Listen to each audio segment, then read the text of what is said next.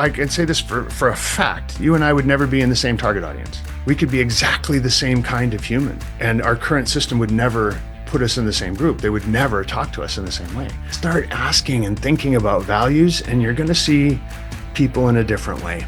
If our job is to reflect society, what role do we play in shaping it? Let's get into the real questions with no filter.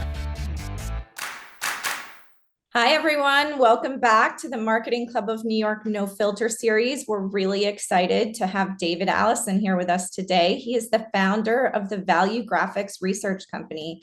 David, welcome. Thanks for having me over. Nice sunny place you got here. We love having you on. David, can you actually just give us a little bit of your background and introduce yourself and your company?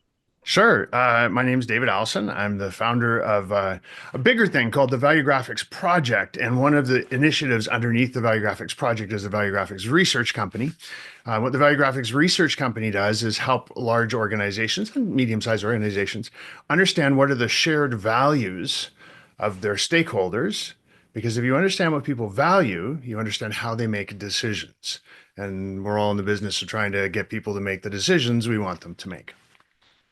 Perfect. So, I work in strategy and we do a lot with personas and firmographics and traditional demographics. Can you talk a little bit about how Valuegraphics is different?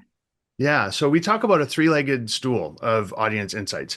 The first one that most people are always familiar with, particularly the folks listening to this podcast, are demographics. Demographics are a great way to put a fence around a group of people and say, here's who we're trying to talk to. But what we've been doing wrong with them for centuries is assuming that once we understand the demographics, we somehow understand not just what people are, but who they are. And that's a fallacy. If you think about it for a second, you step back and imagine a stadium with 1,000 18 to 24-year-old women who make $75,000 a year in a white-collar job. How much do you think they really have in common? Like, not very much, other than just that they're 18 to 24-year-old women in a white-collar job and $75,000 a year. But that doesn't stop us from trying in the marketing world to say, well, they're all going to like this and they'll all respond to that. And this is what they're all believing. And here's how they think about things. And it's just the data doesn't back that up. And the second leg of the three-legged stool is everything else, psychographics. Everything we know about people that isn't demographics. And psychographics are also a really useful tool, just like demographics are a useful tool to put a fence around a group of people and say, here's who we're talking to. Psychographics are a way to understand what they've done so far. Their feelings, emotions, behaviors, their everything we know about them in a CRM system or in a list that we might buy, anything like that. And it's useful because we can see patterns and signals in that noise and say, okay, these people tend to do these kinds of things. The problem with psychographics is that all of that data, no matter how it's collected and how recent it is, it's all historical because we've written it down and we can talk about it. So we know it, it's done. So what have we got so far? Demographics, fence around a group of people, psychographics, what's happened so far, but we're all in the business of trying to influence what happens next. And to understand that, you need to know what's driving people, what their triggers are, what will get them to say yes. And that's only their values. Values are the neurological filter we use to decide between door A and door B. So if you have all three, demographics, fence around a group of people, psychographics, all the stuff we know about them that they've done so far, Valuegraphics, what does it take to get them to do the things you want them to do next? Now you got a nice sturdy three-legged stool to stand on. I love that. I have 1,000 questions around it, but before going into those, what got you started and what motivated you to pursue this path? I had a marketing strategy and creative services company, and we focused specifically on large-scale real estate developments all around the world. We were really good at it. We did it for 10 years and had clients in several continents. And every project began in the same way that projects for any product or service or brand begins, which is trying to define who are the people we're doing this for. And so we'd use demographics to understand a group of people and say, okay, let's go spend $1 million. We understand we're talking to, in the real estate development business, it was generally the demographic, the persona was always the same. I ended up calling them Bob and Sally because it was aging baby boomers who were retiring and selling their single family home in the suburbs in order to buy a condominium and maybe a vacation home somewhere else in the world. So Bob and Sally, Bob and Sally, Bob and Sally, over and over and over again. And so we'd go and spend $1 million. And the nice thing about the real estate business is there's a sort of a beginning and a middle and an end. And as marketers, you get to pull out all your tools and you use them in a very short period of time, and then it's over and you can see what happened. Unlike brand advertising for Coca-Cola that will go on till the end of time, when you market a resort development in the Caribbean, 2 years after you market it, and so you can meet everybody and say, okay, so who actually responded here? And we kept seeing the same thing over and over and over, that we described this group of people, this Bob and Sally, their own particular unique demographics and psychographics. And then I show up in the room to meet them at the ribbon cutting with the shrimp on a stick and a glass of cheap champagne. And I'd be like, who the heck are all you people? Like 10 or 15% of these people match the target audience. It's thank you for showing up and making us look like rock stars with our client. But what are you doing here? We hadn't thought about you. We didn't make creative strategies for you. We didn't buy in your channels. And yet here you are. So I started asking some of my friends in other lines of work if they saw the same thing. And I have friends who work in fashion and retail, and they said, yeah, we have personas that we build everything for. And then I go and stand in our stores around the world and look at the people who are buying our stuff and go, there's a few here that match but who are the rest of you? And what are you doing here? So it just seemed like a massive, massive opportunity to figure out why were people actually there who we had not even thought about talking to. Mm-hmm. Deep dive into behavioral science and looking at things from a perspective of neurology, psychology, psychiatry, sociology. And you find that there's a thread that connects all of those people studying all of that stuff about how do people decide to do things. And the thread that connects all those different disciplines is values, that people only decide to do anything if it aligns with their values. And you don't even know you're doing it. It's just like the back of your head. It's like this split-second decision in the grocery store. You're looking at 2 cans of soup, and somehow your brain is making a decision. And it's all about which one aligns with your personal values more than the other. Just to carry on with that metaphor for a second, if let's say one of them is a fancy can of soup, it's got a silver label and it's like the exclusive luxury soup, you'll pay an extra couple bucks more for that if social standing is one of your values. But if social standing isn't one of your values, and the other can of soup is perhaps it's got a green label and it's rainforest soup, and it's got a sustainability pledge that's built into the way that label looks to you, that's the one you'll pay a couple bucks more for if environmentalism is one of your values. So that your brain is just like, okay, that's the one in the grocery cart, and there you go. And every decision you make thousands of times a day, from the moment you wake up to the moment you go to bed, is the same exact process. So what sweater am I going to wear? What house am I going to buy? Who am I going to marry? What job am I going to have? Am I having coffee or tea this morning? And which mug am I going to choose? It's all about which one aligns with your values the best. So that's how we got started and realized that values were the key to understanding consumer behavior and influence. And so we built this massive database and this tool in order to be able to profile groups of people and say, here's the values they have in common. Wow, that was a big, long answer to a very short question. I warned you. I said you need to cut me off if I start rambling, and there we go. I didn't think it was rambling. It was great. I love the background and the motivation and how you got the company started. So what did you use for a base? Did you do focus groups or quant studies? How did you get the data to predict what the values were? Yeah, well, we're a sucker for punishment. So we've done 1 million long form surveys around the world with a team of translators in 152 different languages. Wow.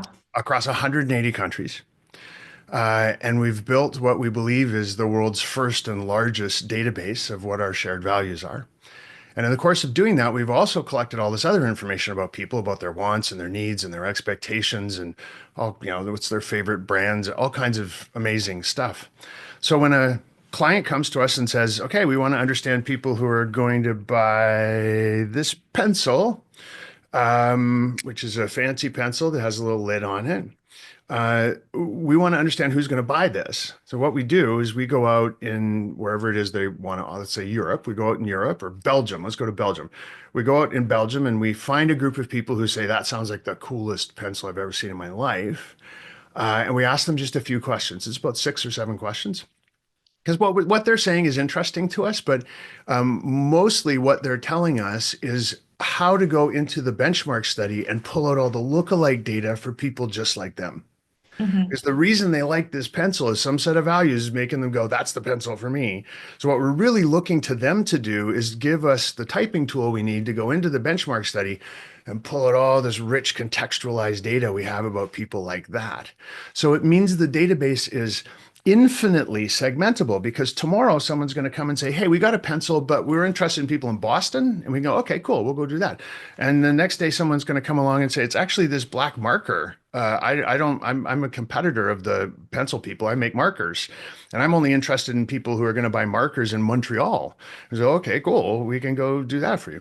Or employees inside my organization. Can I understand their values so we can create a more engaged workplace culture? Or I represent the beef industry, and we're trying to figure out how we can change the perception of beef production amongst certain populations and stakeholder groups. So, what do they care about? How do we have to talk to them in a way that triggers their values?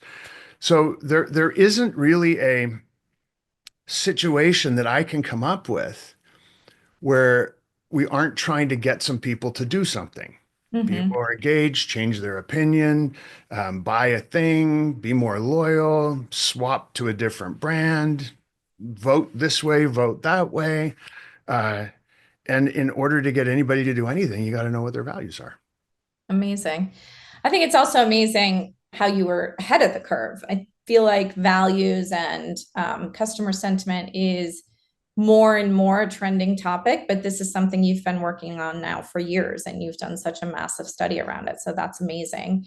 Um, Thank you. Recently we did a study looking at consumer skepticism and understanding how that's at an all-time high. Can you talk a little bit about how organizations could use value graphics and the research you've done to really figure out how to resonate with them and create authentic communications? Yeah, I mean, consumers are skeptical because there's lots of reasons why that's happening. I mean, one of them is just the availability of information. We can learn everything about the most intricate details behind a brand today. Whereas back in pre social media time, the brand got to decide how much information you were going to know about them. Well, now with 9 billion citizen journalists on the planet, anything that a brand does that's wrong or that is mildly annoying to someone is suddenly a YouTube video that's being seen by a million people around the world. So we all just know more about what's going on behind the scenes. But the only way for a brand or an organization or an industry or a category to get people on side is to understand, how do I tell my story in a way that's going to resonate with those folks? That's the job of marketing, right? And everybody listening to this you're the marketing club. Your job in one way or another is to try and get people on side. And to get people on side, the only way to do that is to understand, of all the things you could say, all the stories you could tell, all the features, advantages, benefits you can point to, which are the ones that are going to stick. And the only ones that are going to stick are the ones that people go, yeah, you know what? That makes sense to me. And what that is code for is that aligns with my values. So if you know that in advance, instead of just like, I always often talk about it like a bucket full of ping pong balls. You're just like, I don't know, let's try these ones. Let's just try throw the whole bucket, hopefully. But no, you know what? This one, that's the one. And somebody goes, oh, got it. Oh yeah, this is the right one. Uh, that's what we can do. We can take that guesswork away now because we know it's going to work. We know it's going to stick. It's Mhm. pretty cool. It's a fun toy to play with. Tell you what, having this database at my disposal, the things we can do. For National Martini Week a couple of years ago, and yes, that's a thing. We I profiled know how I people. missed that. I know. I saw it come across my feed, and I was like, "Oh, my favorite day of the year." I had no idea. Now I know my favorite holiday. We profiled people who prefer gin martinis to vodka martinis, and just threw it out and was like, who knows why we're doing this, but I was curious and it's my company. So I was like, let's figure that out. And we found some really cool things. I mean, it's probably not surprising to anybody, but gin martinis were the original martinis. And um, They were invented during Prohibition because gin tasted so awful. You had to put something in it to cut the bad taste of bad bathtub gin. And so they poured in a bunch of vermouth. And as the gin got better and better and better, you reduce the amount of vermouth. And now it's just like a legacy whiff of vermouth that goes into the gin martini. And vodka martinis are the base for, crantinis, appletinis, gin, ginger teenies and all this other stuff. So guess what? Vodka martini fans have an over-index on the value of creativity. It doesn't even show up in the profile for gin martini fans who over-index on the value of tradition. So it makes so much sense in retrospect, but how much money have gin and vodka companies spent running around trying to say traditional things about vodka or creative things about gin or environmental things or whatever? There's like beep, beep, beep. Here's the beacons. Here's the things you should be focused on. Come up with programs around this stuff and it will be sticky. That'll be the ping pong ball people want to catch. That's amazing. I love that. And I can't wait to share that with the creative director I used to work with who preferred gin martinis. Tradition. I bet that creative director also had sort of things we know about people who prefer tradition. They probably had some routines in their life, certain ways that things are supposed to happen. Maybe even a certain restaurant that was the one that we go to, and a certain kind of way of dressing. And they're just very particular and a little bit, just sort of set in their ways. Is that a fair description? Yeah, I think that's pretty good. I love how you can make all of those connections and really figure out how to create a conversation that's relevant. Yeah, it's fun. So I love that example. Can you talk about any emerging trends or values you've seen in the most recent years? Yeah, that's always a loaded question because values don't change as much as we all think they do, because we've been watching what's going on in the world around us and going, what do you mean? The world feels like it's all upside down compared to even just last week, let alone last year, pre-COVID, COVID, whatever. Our values, we get them when we're young, when we're in our late childhood and early adolescence. That's when our values are formed. It's during a period that childhood science, people who study childhood development, they refer to it as socialization. So whoever's the most important people in your life at that period of time, you kind of absorb their values and they become yours, and they're yours for the rest of your life. Now, what we're seeing change over the course of time is the way people react to the world around them based on those values. So the values are constant, but then suddenly we're in COVID. And if one of your values is family, which it isn't for everybody, but one of them is, then you were that person during COVID, isolation, lockdown, making sure that Aunt Sally and Uncle Gene were understood how to use Zoom and were wearing their gloves, and you were like all freaked out that remember we had to wash our mail there for a while. We were all thinking that was what was going to save us. But if family wasn't a big value, you weren't doing any of that. Maybe ambition was one of your big values. So you were, harassing your boss to make sure they understood you were still working 12-hour days and not slacking off, and that you got that report done 2 weeks early, and you really wish you could be back at the office because, boy, you want that promotion. And then after COVID, the family person would have gone back to being a little bit different in the way they interact with their family. The ambition person would, lay off their poor boss. But the values stay the same through that whole thing. It's the way we react to the world around us on those values that we see making what we think are people's values changing are just people reacting to the world around them based on their current values. So is there a trend in the world of values? The trend is this: we're more aware of them. They've always driven us. They've always been the GPS system that people use to make every decision and run their lives. But we're just noticing it more now. Like, oh, you know what? Those people are doing all that stuff. What could it? Oh, it must be their values. It's like, bing, bing, bing. Yep, it's their values. And so we're talking about it. And, my husband and I were watching the news the other night. And I think we counted in the course of about 90 minutes, 12 references to values. from the people in the news saying, American values are shifting. And it was like, I'm like, no, they're not shifting, but you're just noticing them differently. But the topic of values keeps coming up over and over and over and over and over again. It's a little frustrating for me because we just pick pretty words and say, these are our values. It's like poetry, right? And whoever has the microphone gets to decide what the words are. And if you're a politician, let's say, or a CEO, one day you're saying the values of our organization are this, that, and the other thing, and then the next day you've got something else you're trying to convince people to do. So you say, oh, actually, our values are this, this, and this, and who's to say you're right or wrong? You're just making stuff up. But now we can use data. We can say, no, here's exactly what the values are for that group of people. You think about all the money and time we've spent in the business world talking about our mission, vision, values. And the values end up being one of like 12 words, right? Collaboration, respect, stakeholder, looking after our company resources, blah, blah, blah. And they put those up on the wall behind the receptionist and those little aluminum letters on pegs, so they throw a nice shadow if you light them properly. And then everybody looks at them as they walk in and ignores them because they're just there to make everybody feel like, yep, those are the words. That's good.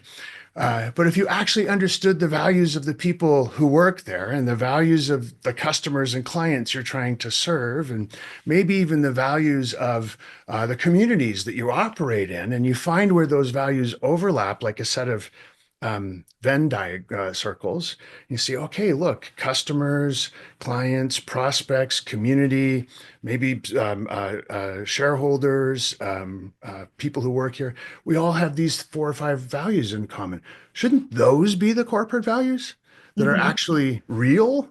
And then the C-suite has this great way to steer and go, okay, you know what? If we make all our decisions with that as the North Star, it's going to work for all of our stakeholder groups, not just the shareholders or just the senior team or just the customers. Everybody can be on board with it that way. You can hire people that way. You can, recruit and engage your teams that way. You can build your marketing strategies that way. And you kind of know where you need to go. So that's my dream of some sort of utopic future where organizations go to that extent to figure out what their values really are.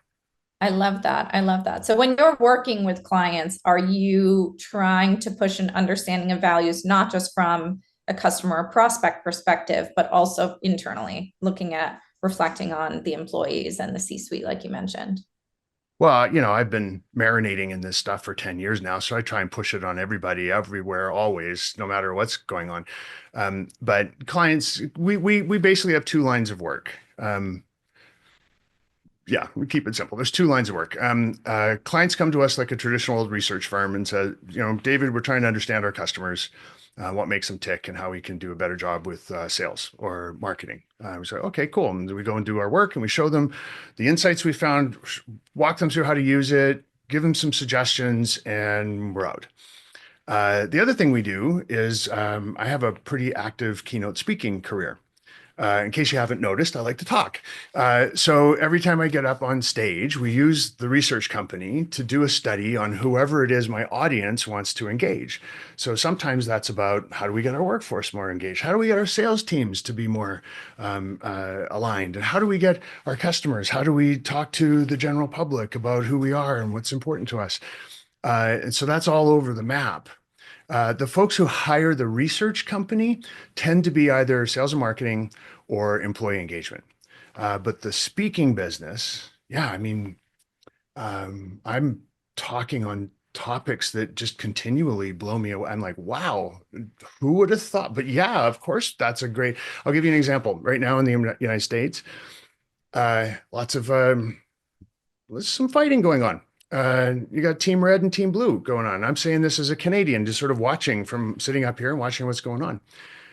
So one of the things we get asked to come and talk about all the time now is if you look at a particular industry or sector or category, there's people on Team Red and people on Team Blue, and there's some tension and anxiety and distrust either inside that organization, that association, that industry, and it's at all levels, at the senior teams and the junior teams and everybody in between. So we will profile for that sector, that organization, that industry, folks who work in that specific space, who self-identify on team red or team blue, and then we find the places where their values overlap. And then I can get up on a stage and say, okay, this is going to solve all your problems. But guess what? Here's 3 places, 3 values that you all agree on, regardless of where you are on the political spectrum. And so start there. That's common ground. You all will agree with that stuff and use that as a way to, get people to hold hands and imagine how they can work through some of the things they disagree on. Because I don't know, if history has taught us anything, it's that doubling down on what makes us different doesn't solve any problems ever. Mm-hmm. So first thing you got to do is find the places where you're the same. And then you have the hope of solving some problems and coming to some agreements on other things. I love that. I love that. So do you get involved a lot of times in corporate transformation projects? Yeah, that's a big one. Transformation projects will be anything from, a merger. And suddenly there's these 2 opposing cultures who, by the way, what's culture? Culture is a group of people who've come together around a particular set of values. They've chosen to work in that company. They've built a company culture.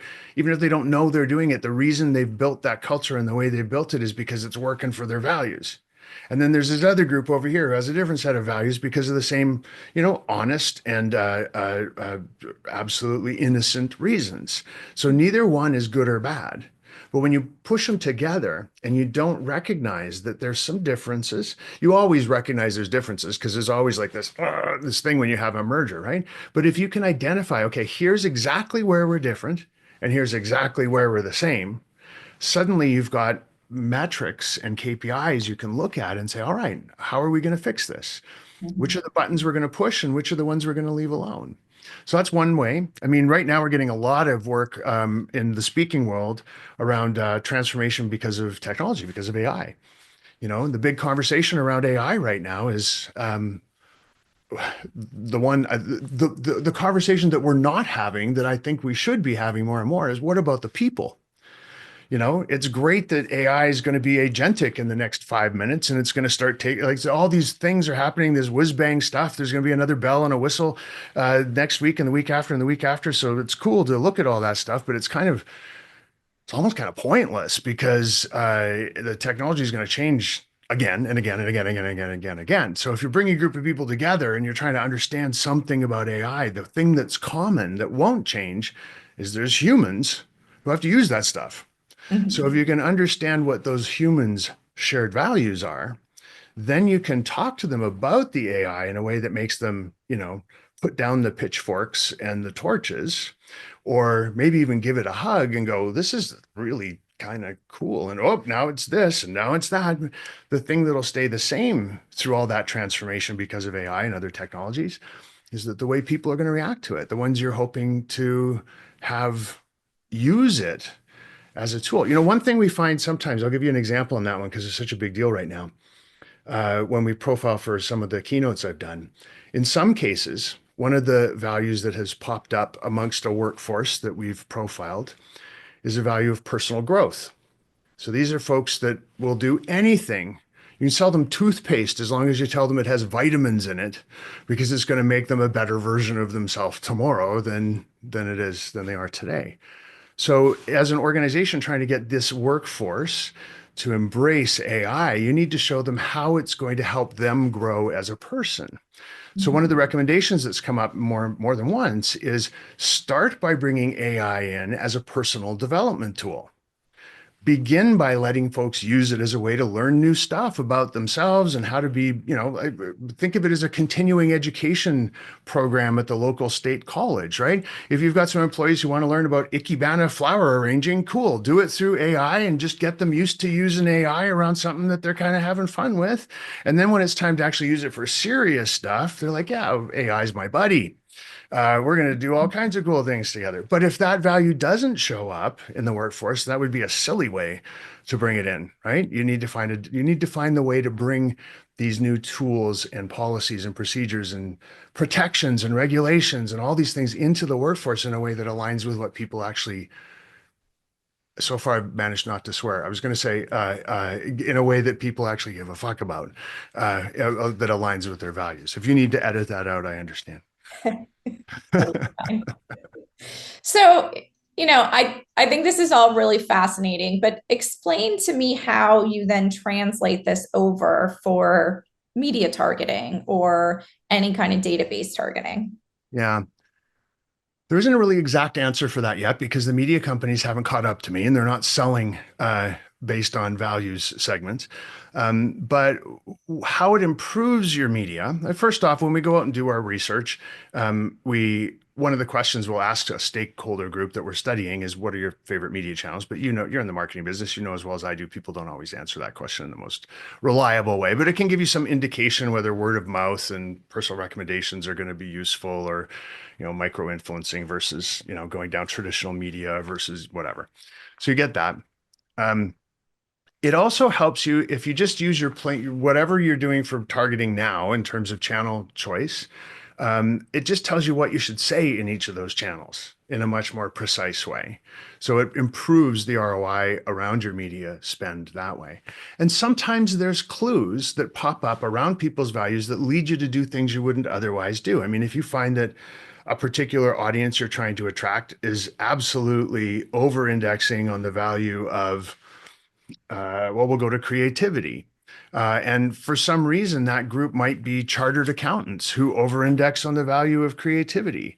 Well, you would never think about buying in a channel that has something to do with creativity, but this actually came up with a group we worked on with a Wall Street hedge fund, where their clients, for some reason, the institutional investors they were trying to attract, over-indexed on creativity.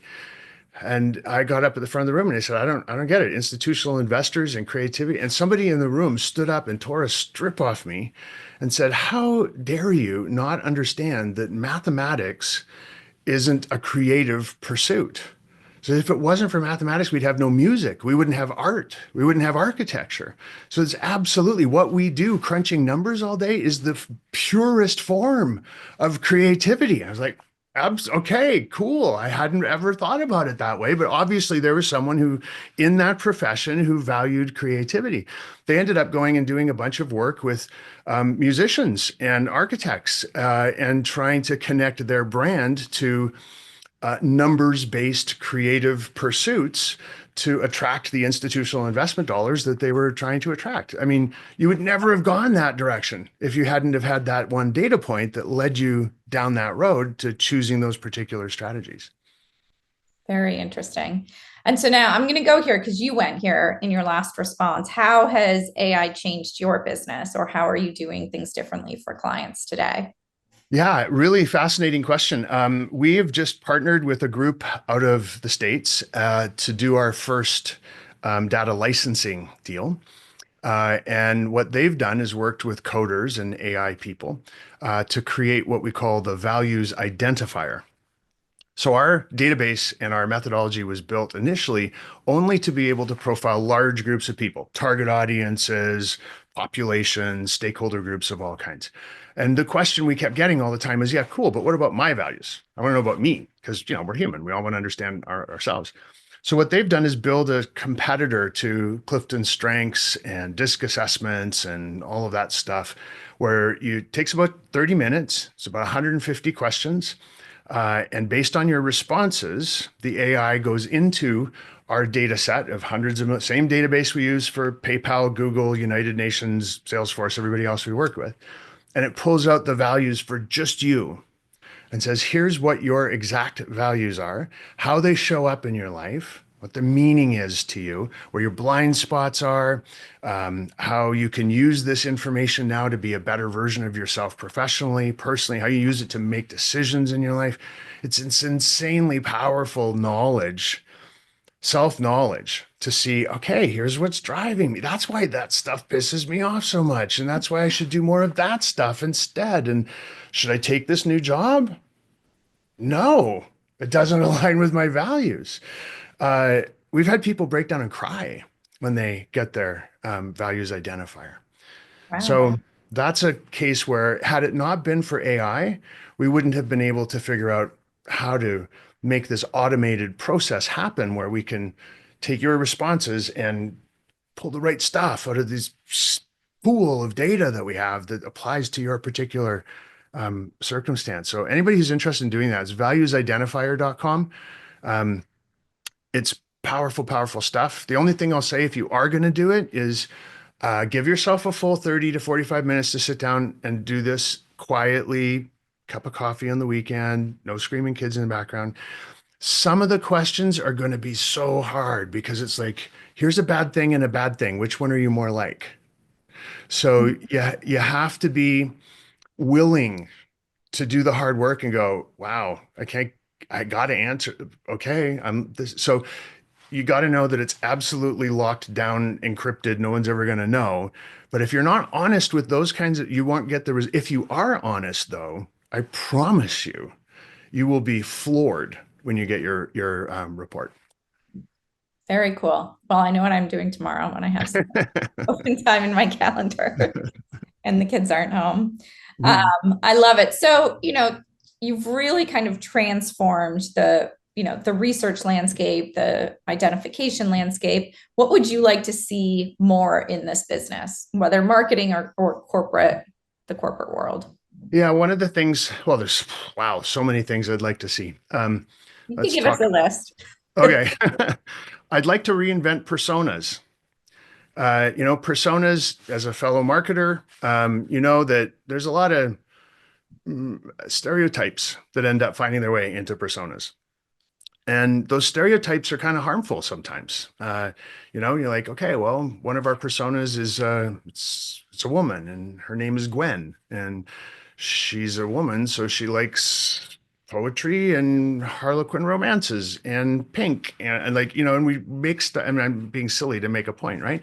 And we don't know that for sure. We're just falling into demographic stereotypes in order to kind of flesh out a picture of who this person is. And then we go and spend $1 million trying to talk to Gwen based on this faulty information. I'll tell you how faulty it is, by the way. Million people we've talked to around the world, hundreds of millions of data points. We can parse it out demographically. So we can look at how similar are women to each other? How similar are baby boomers? Gen Z, we're all talking about Gen Z. Oh my God, what does Gen Z want? So guess how similar Gen Z are to each other? About 10.5%. So anybody who says Gen Z wants this or wants that or is motivated by this or wants that, they're 90% wrong, no matter what it is they're saying. So you're going to spend $1 talking to Gen Z based on what we think we know about Gen Z. You're wasting 90 cents. So it leaves you about 10 cents in terms of a potential ROI. If you are perfect, which you won't be. So you maybe got about a 5-cent ROI on that dollar, which is why we keep sending out direct marketing campaigns and we get all excited when we get a 3.5% response rate on something because yay, because 10% is the best you can possibly hope for if you're using demographics to try and understand people. So I think personas need a shake. It would be great to start seeing values that are going to trigger this group of people versus that group of people included in the way we put personas together. Because isn't that the point of doing it? Is to say, here's how we got to talk to Gwen, and here's how we're going to talk to Steve.